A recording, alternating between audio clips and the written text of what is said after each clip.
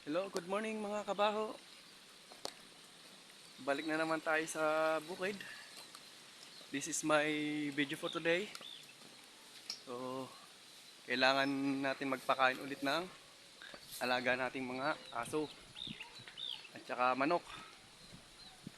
At pag-iisipan natin ngayon kung ano ating gagawin. Medyo makulimlim ang panahon mga kabaho. Hello. Oo. Yan, inaanak ko mga kabaho. Watch. Say hi sa aking vlog. Yun, napansin nyo mga kabaho ang aking inaanak. Dito siya nakatira. Diyan ka na, papakain muna ako ng mga manok ha. Bye bye. Bye.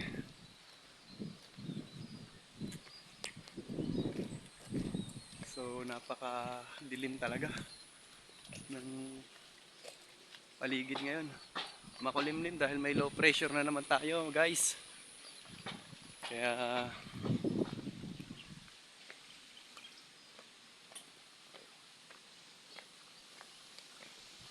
sana may mag-sponsor sa aking pagagawang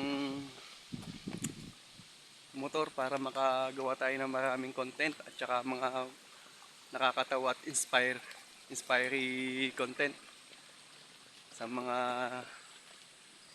napapagod, sa mga namumroblema. Yung sa isang maiksing video natin, maibsan ang kanilang mga problema at makalimutan nila kanilang mga inaalala sa pamagitan ng ating pagbibigay na panis video, mga nakakatawa. Kaya sa ngayon hindi tayo makagawa ng maayos na content kasi marami tayong yung aking service na kabayo na si Bumblebee ay may mga diferensya ang kanyang pyesa.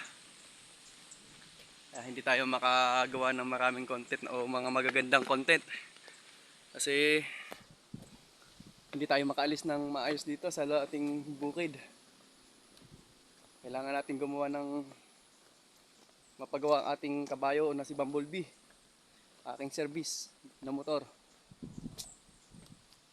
para makagawa tayo ng mga nakakatawa at mga inspiring videos. Sa ngayon, ito lang muna ang ating video na ginagawa. Pagsaka lang muna sa bukid, pagpapatuka ng mga manok at papakain ng mga alagang aso.